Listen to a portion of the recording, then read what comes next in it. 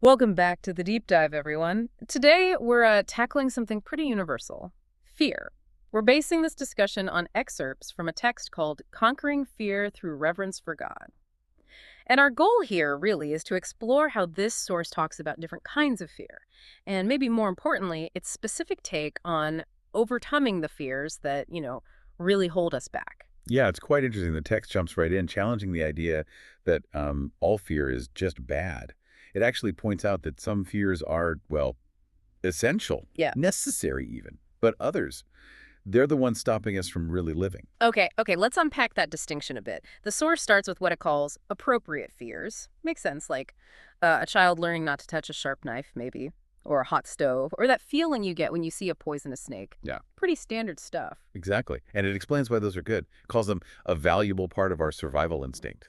Basically, uh, they protect us, keep us safe. They're adaptive, helping us get by in a world that can be dangerous. Right, and that contrast is really key here, isn't it? Because then the focus shifts. It moves to the other kind of fear. Hmm. The ones the source says are not normal. The ones that actually hurt us. Hmm. These are the fears described as casting a dark shadow over our lives, the Hmm. kind that can just paralyze you. Maybe think about a time a fear stopped you from doing something important. The source seems to say that's the fear it wants to help dismantle. And it goes deeper in. Welcome to the deep dive. Today, we're plunging into a topic that, well, it really touches every single one of us: Hmm. fear. But we're not just talking about the big, obvious fears, the ones that make your heart pound. We're going to try and uncover those subtle little underlying fears, Mm. the ones that maybe have been around for so long that we might not even recognize they're there anymore. Right. They've just kind of blended into the background noise of our lives. And that's really key because our deep dive today is built on some powerful insights from a YouTube source, Conquering Fear by Joyce Meyer.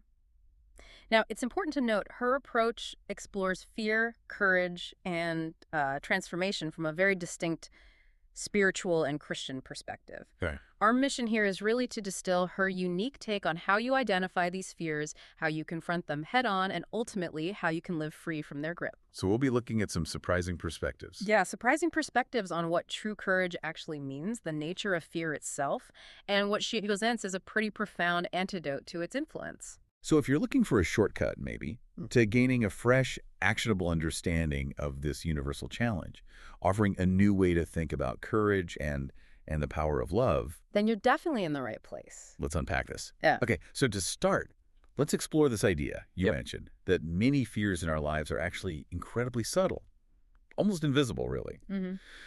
Precisely because, as you said, they've been with us for so long,